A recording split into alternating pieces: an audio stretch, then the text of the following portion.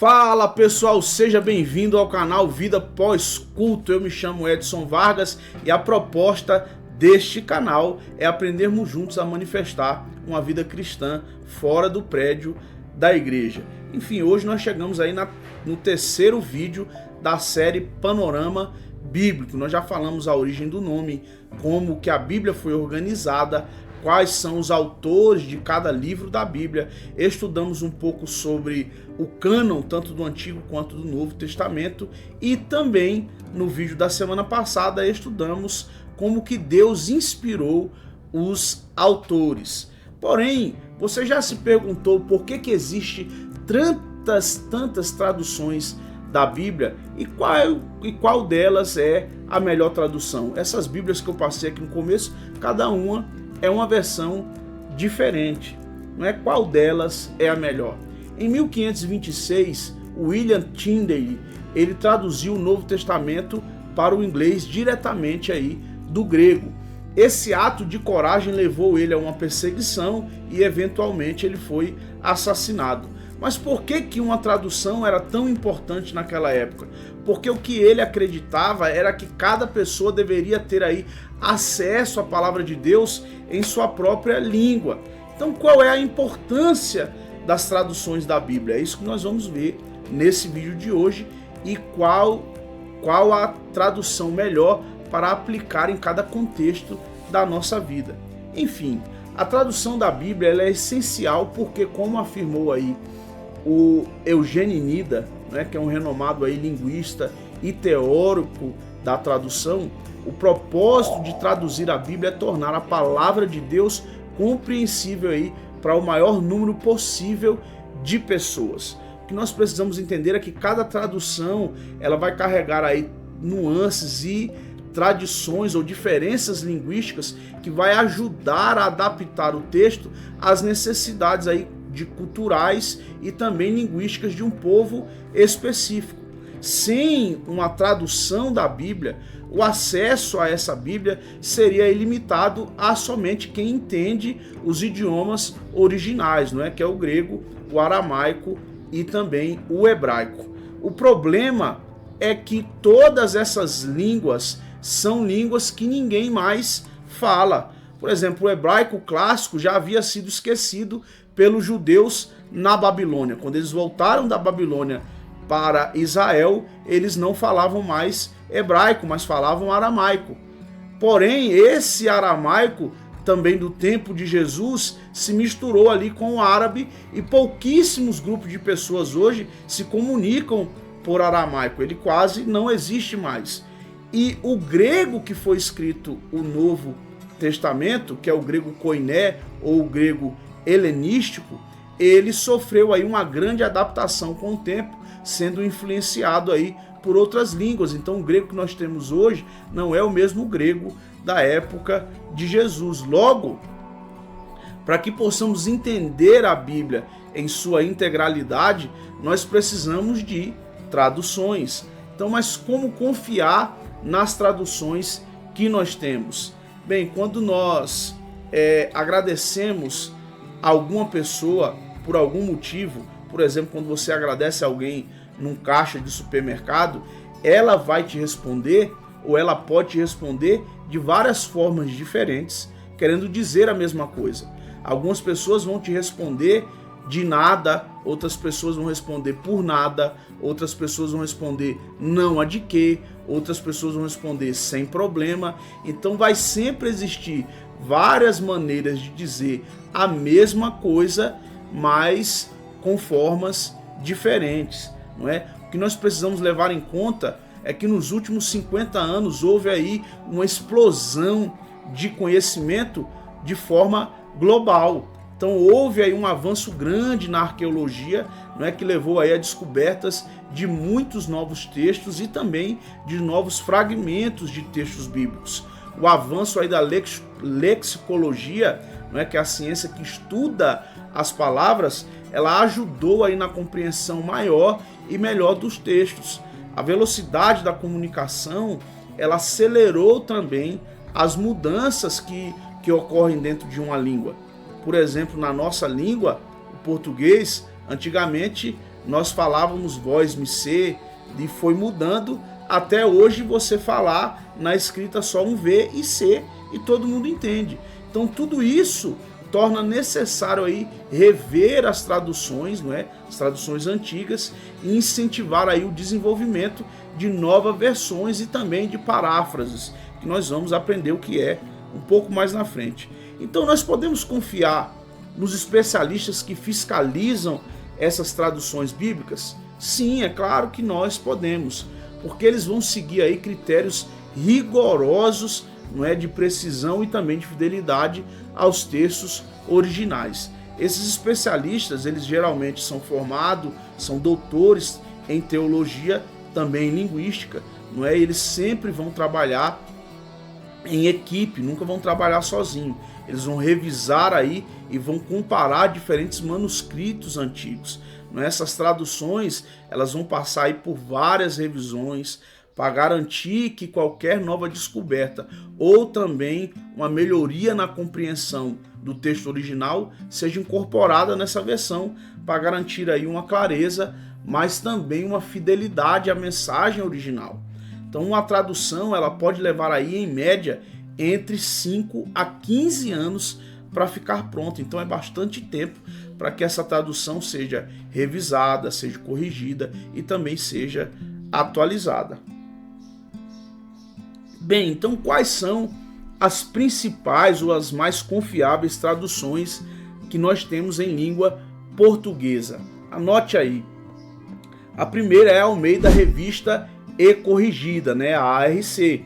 Ela é uma tradução clássica usada por muitas igrejas tradicionais. Ela vai preservar aí o estilo formal e também o poético. Inclusive, eu recomendo a você que você pesquise um pouco sobre a história de quem foi João Ferreira de Almeida, não é? Um tradutor excepcional, um homem de Deus, a quem nós devemos muito por ter as traduções da Bíblia em português, não é? A segunda versão, ou a segunda tradução muito confiável que nós temos em português é a NVI, não é? A Nova Versão Internacional. Ela é uma tradução aí bem contemporânea, né? Focada em uma clareza e compreensão. Inclusive ela passou recentemente por uma atualização. Ela é muito boa para estudos e também para sua leitura diária, não é? Inclusive é a versão que eu uso pessoalmente e é a versão que eu também uso aqui no canal nas citações de textos bíblicos, né? Exatamente por ela ter aí esse equilíbrio de clássico e contemporâneo, fica bem fácil para a gente poder entender. Nós também temos a ARA, né? Ou Almeida Revista e Atualizada. Ela tem um equilíbrio aí entre a fidelidade e ao texto original, não é? E a linguagem moderna. Inclusive, por conta disso, ela é a Bíblia que é mais usada aí em seminários e também estudos teológicos.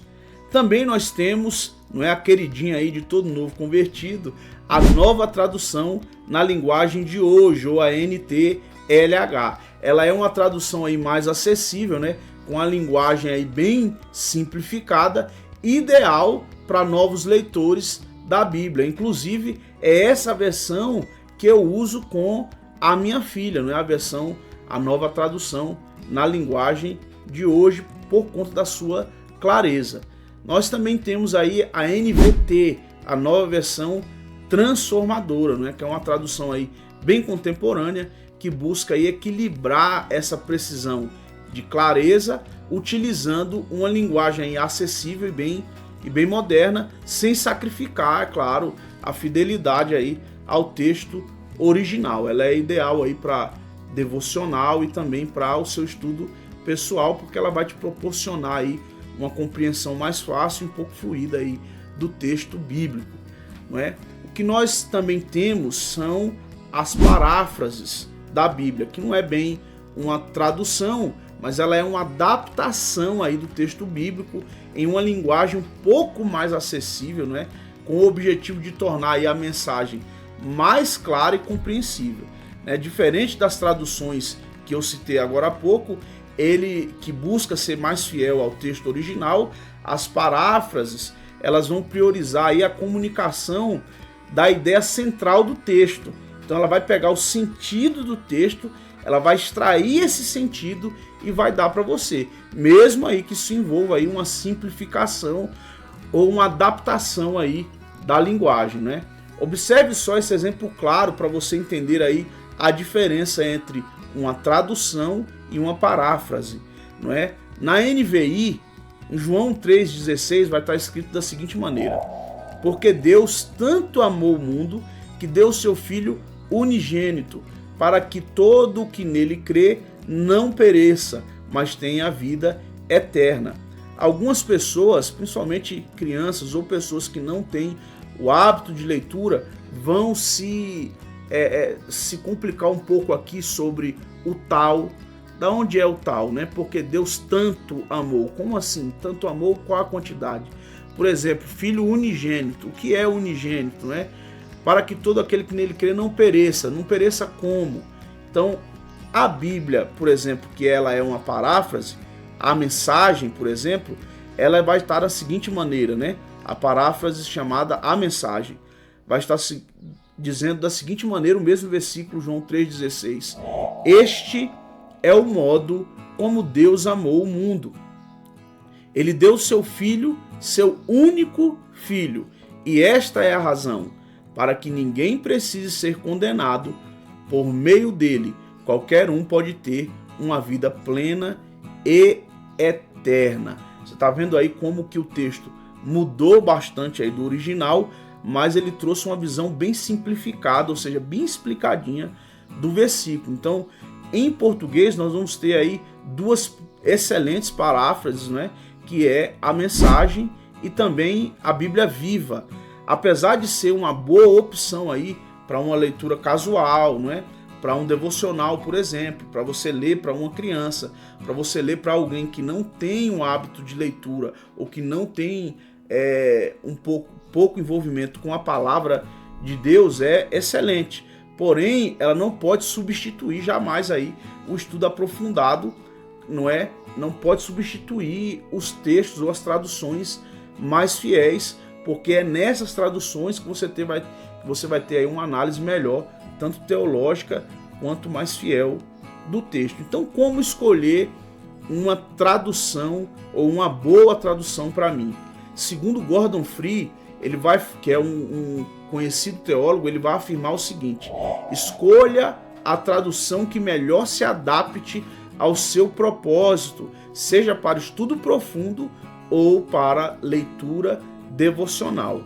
Então, para o estudo profundo, eu aconselho que você prefira aí as traduções mais literais, como a Almeida Revista Corrigida ou Almeida Revista aí atualizada, porque você vai ter ali um texto mais fiel ao original, né? Já para a sua leitura devocional, você vai pegar aquele texto para aplicar na sua vida diária. Então eu aconselho aí usar traduções como a NVI ou a Nova Tradução na linguagem de hoje, né? Que é a mais recomendada, ou a Nova Versão Transformadora, não é? Ou inclusive até mesmo as paráfrases, já que você vai usar no seu devocional. Para criança e novo convertido, eu aconselho muito usar a Nova Tradução na linguagem de hoje, ou versões simplificadas como a versão A Mensagem, porque vai ajudar aí na compreensão do texto, né? Então, depois que ele tiver uma compreensão, que ele tiver maduro na palavra de Deus, aí ele parte aí para uma NVI, para uma ARA, não é? Que é bem melhor. Ah, mas eu não tenho uma condição de comprar esse tanto de versão e eu queria ter mesmo assim. O que eu posso fazer? Você pode baixar aí vários aplicativos da Bíblia aí no seu smartphone. Inclusive existe um aplicativo chamado Bíblia YouVersion, não é? Que você pode ter várias traduções aí em português de forma grátis, né? Você pode acompanhar aí na tela esse vídeo que vai te mostrar aí como baixar as traduções que tem nesse aplicativo para você poder usar de forma offline.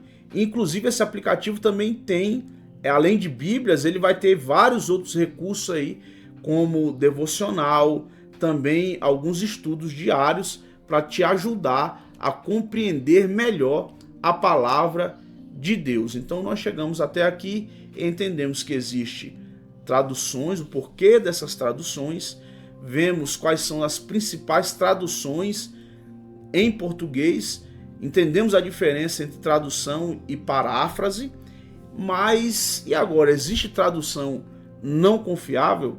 Sim, infelizmente, existe traduções da palavra de Deus que não são confiáveis. Algumas traduções, por exemplo, que são tendenciosas, não é, seja por agenda teológica ou pela falta do rigor acadêmico nessa tradução.